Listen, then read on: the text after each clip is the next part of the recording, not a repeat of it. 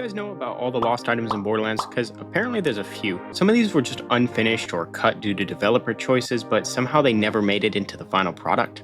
I'm going to be focusing on the main 3 games today, but if you'd like me to focus on just the pre-sequel or Wonderlands, just let me know in the comments. Along with that, huge credit to the cutting floor, which is where I found all the info on this, and it helped me a ton when it came to making this video.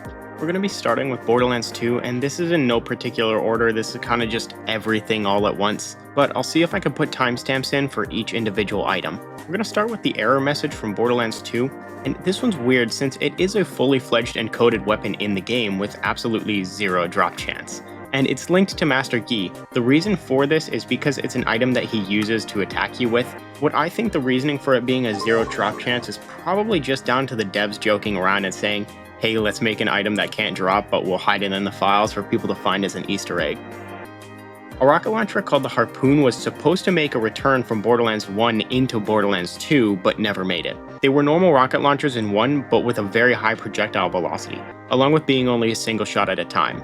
These can be accessed using a save editor, and Vinylic Puma actually has a video showcasing the weapon. I'll link it if I can. This one a lot of you guys might know. It's the fire drill pistol, which was supposed to be in the Fight for Sanctuary DLC, but got removed due to unknown reasons.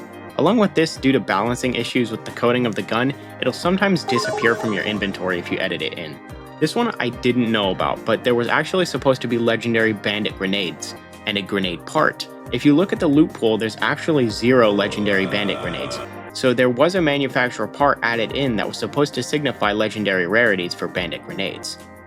There were once supposed to be healing vials similar to the ones that you see in the rest of Borderlands games, but this was called Turtle Up, made by Pangolin. These would have boosted all of your stats temporarily and worked like healing kits in Borderlands 1. They even had fully fledged rarities, models, and effects, and bubbles would have popped up on your screen. These were also reused in the Clan War Wakey Wakey mission when your character drinks. This is one of the items that I actually would have really liked to see added. There was a legendary relic called the Mystery of Tannis that increased explosive damage by 70%. Only the body of this item is in the code, so you can't actually get it in the game even through save editing. Wisp jars were a weird item added to the Bloody Harvest DLC, and reportedly seen in beta versions of Borderlands 2 during playtesting that were supposed to follow the player around and deal elemental damage to nearby enemies. This was probably scrapped for the candy items seen in the DLC instead, due to them just fitting the theme better. This also might have been the influence for the skulls in the Borderlands 3 Halloween event. That's everything that I've got for Borderlands 2, but now let's get into the Borderlands 1 items, and it'll be pretty quick since it's actually only 2 items that were changed within the game before launch. This one's not really a removed item, but it is a real gun that's supposed to be in the game but was never coded properly, and that item is the Draco Assault Rifle. The Draco is an actual item exclusive to the Claptrap DLC in Borderlands 1, but it never got any flavor text, legendary rarity, or indication that it was actually a legendary. So unless you know the card stats, you probably have just passed by one and never knew that you missed a legendary. There were supposed to be grenade launchers in Borderlands 1 originally, and anyone who's played Borderlands 3 knows that Gearbox does like to mess around with the rocket launcher mechanics. These were supposed to be, well, grenade launchers.